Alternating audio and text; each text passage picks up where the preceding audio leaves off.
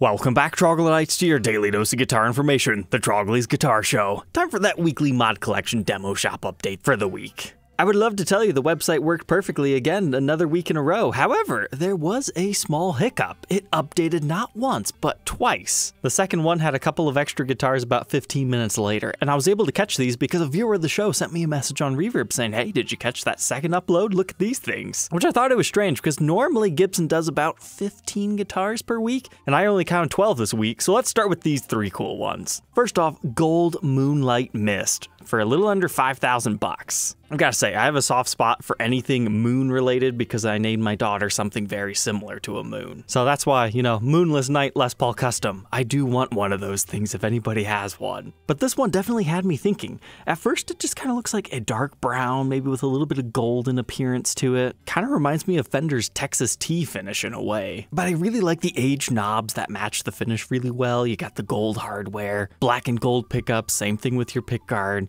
And then I really like that they did something special with our headstock. We've got the Schaller style pearl tips on these Grover tuners, and then they have a custom truss rod cover, which just looks pretty cool. But then zoom in here on our fretboard. That is not ebony. That's a rosewood fretboard, so that tells me exactly what era this one came out of. Likely the 2011 through early 2019, and they're telling us it's actually a 2019. So this is like one of the last rosewood fretboard guitars that some people would opt to have instead of Richlight. But then I was really shocked to see, once again, they're using Sir pickups in a Gibson. It's strange. It certainly had enough to talk about in a full review and demo, but it was about $900 more than I wanted to pay. So I decided to let that one go. Next up, we had a pretty strange looking SG Special. Well, at least that's what they called it. It was $1,500, and to me, this more so looks like one of the CME exclusive SG standards, because you have the crown inlay on the headstock all done up in mother of pearl. You wouldn't find that on a special. Same thing with the Gibson logo. But then they really went crazy on here with like some reversed style knobs. I actually really like those. The white skirt with the black top versus the silver top with the black skirt. But then you have a P94 pickup right there, and then you've got a double white bridge pickup. It kind of matches their tenon cover they've got going on here. But then they mix black chrome with chrome for our bridge and tailpiece, and it looks like they did the same thing with our new tuners that have the imperial tips on them. So mix that with the striking burgundy finish. I mean, yeah, this thing was pretty cool. Dare I say, an absolute steal at $1,500. And then the other one was this ambered over gold top. Not really worth talking about in my opinion. They just took a gold top and sprayed an amber clear coat over it. It looks pretty darn cool, but at the end of the day, they didn't change too much.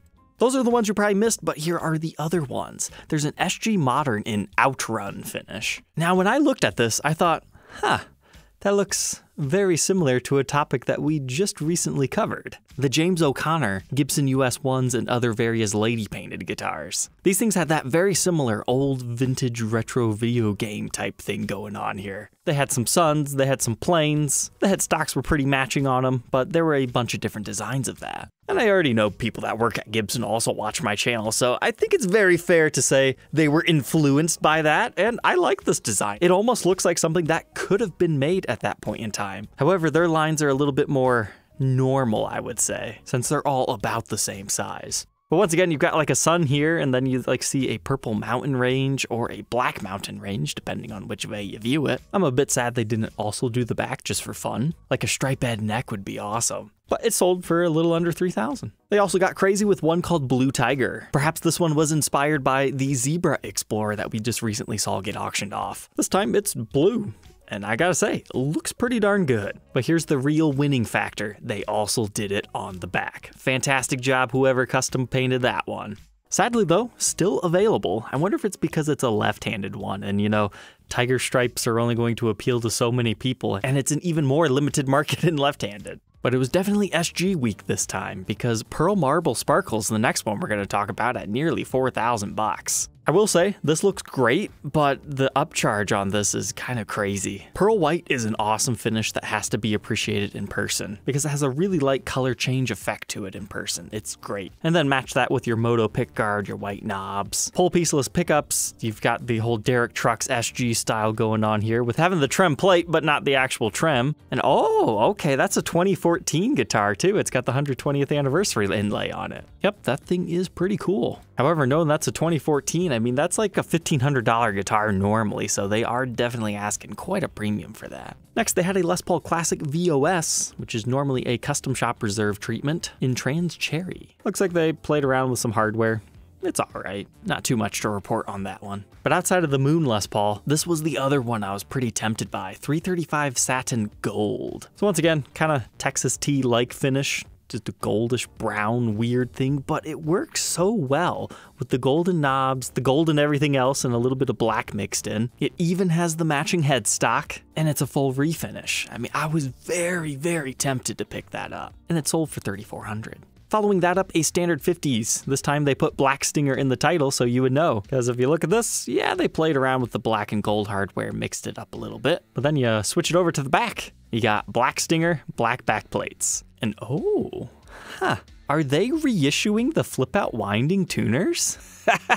I know there was a seller on eBay that had a manufacturer in China like make a whole bunch of them just for like a standard tuner, but that's kind of exciting to maybe see a comeback here. I mean, nowadays most people have a string winder on them in their case or something, but having it built into the pegs, it's just cool whether you use it or not. That was first utilized in the 80s in case that's a new feature you're not familiar with. Here we have a Mod Collection SG Standard bass in ebony. I mean, nothing really looked changed. I mean, it's got white knobs. But reading the description, they're saying the binding was not normal, which we can come over here to verify, yeah, that's true. So here's my best guess on this one. It was probably a CME exclusive. Because in case you don't know, they just recently released 2 new colors of these SG Standard basses that are just for them. They did Pelham Blue, and then an olive drab finish as they always do. However, if you actually look back to their original marketing materials and their prototype photos, they had neck binding to begin with, but then when the run was actually put in production, they ditched it. A viewer of the show messaged me about that they were upset about it. They contacted CME and they actually gave him one of the prototypes in exchange. So I'm curious if this might have been something for them. I don't know. So cool if you want neck binding, I guess. Next up, a painfully plain 70s Deluxe in natural. A finish like this, especially with overly creamed out binding in plastics, really calls for an aged natural finish. Like, this is just so ridiculously plain, maybe that's why it hasn't sold. I like it though, I just think we need different color plastics on this one. But even look back here, it's more plain than normal. And looking in on our serial number, you can see there's a little bit of white in here. So I'm wondering if they just did a white grain fill and then just coated it in a clear natural. It's either that or this started white for some reason, and then they stripped it down. I doubt that, but an interesting piece. There's an ES345 that didn't really have much changed. There was an SG Standard for 17 that had some more of those unique pickup covers that we talked about last week. They also followed that up with an ebony version. We had an SG Standard with the white pearloid pickguard and P94 pickups. And then lastly, one that kind of looked like that Baked Bean Les Paul special a couple of months back. Just billed as natural satin this time. See, this is what I was talking about. Just a nice dark natural finish pairs well with those types of pickup covers. So that wraps things up for the mod collection. Overall, pretty good week, but let's check out the demo shop. The top picks this week are a light-aged antique white Les Paul Custom. Obviously, screams Randy Rhoads all over this. Maybe you also think Steve Jones. Whatever you want, it's just a white Les Paul Custom that's been aged, like actually aged. Made in 2022, they chipped up the headstock for you. Got all the finish checking there. Even chipped some of the finish off the edge of the neck so you can still see the white underneath it and the natural mahogany color. And they also did it to the headstock. That's something new they've been doing. I kind of like it. It's kind of a love it or hate it type thing. That does happen on vintage examples from time to time. And generally, I don't like that on the vintage example, but if you're trying to rework something to look older, that is a great way to do it. However, at $7,000, that's kind of a hard sell in my opinion. They had another one of these Access Les Paul Customs. It just looks nice. Once again, a Les Paul Modern that's been so heavily modified that you just don't even realize that's what it is until you flip it over to the backside. That sparkling burgundy finish is just so dark and evil. And then we haven't seen one of these in the demo shop in a long time. Les Paul Special Double Cut VOS Cobra Burst. I wanted to review one of these. I really did because they're unique. They've got 3-ply binding on them. They're the old Double Cut Junior shape but vamped up to like Les Paul Custom-like specs. Flame maple tops. This one's pretty nice. I like the addition of the side covers that they have on these zebra pickups. I mean, these are really cool guitars. It's just the market is kind of undecided about them, which, you know, custom shop juniors, they're always expensive. They have a very niche market to them, but these are so cool. I want to review one. It's just, I'm very scared about the resale value is I guess what I'm getting at here, but a unique opportunity to get one of these at a slight discount. Now, as far as what sold very quickly, another model I don't remember seeing in the demo shop before, could be wrong, but a Trini Lopez. for $4,300. That seems like a really good price. Yeah, because normally these are $6,000. No wonder this thing sold. That was fantastic price. They also had a Cobalt Burst Les Paul Standard, just kind of a cool anomaly that you don't see every day. Black back with blue bursted front. A 60s Tribute with some nice wood grain. Now this one was shocking to see. Another double cut, kinda like what we were just talking about, at $10.99. However, looking at the specs, I knew this was a really old one. Ebony fretboard, double cut shape in general, still available. ABR1 bridge with a tailpiece. Yeah, that definitely puts us in like the early 2010s when they were calling these like junior specials and special juniors and all that weird stuff. But yeah, this one was from 2011. That thing sat around for over a decade, wherever they were, and then finally got sold here. This Les Paul Standard had a fantastic top at an awesome price. And hey, the back wasn't even too bad on that one either. And then this weird thing, a $339, an antique walnut finish, $3,000. The whole blacked out vibe here with the extra cream and then the random double black in the bridge. It kind of works. It's strange, but it's a nice one. If you have to have that one, I do believe I saw it being flipped on Reverb, so just search it up, ES339.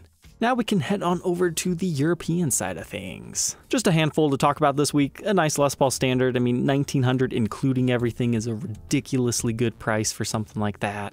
A Custom Shop 59 reissue 335 for $3,200. Another stellar deal. I thought the 64 reissue SG was quite nice. It's got a lot of interesting wood grain. It works well with this very, very extra dark cherry finish. I mean, I want to describe it as slightly quilty wood grain, but it's like not actually quilted. It's just got a lot going on. It's hard to really put that into words. That's a cool SG. This was just absolutely insane. An RO, 1960 reissue, very popular. They're like $6,500 brand new. For $3,800, including everything. I mean, that's like us finding almost a brand new guitar for the equivalent of like $3,500 USD. That's just mind-blowing how they could get that price down there. Just because it's got maybe a couple of scratches here? Come on, that is awesome.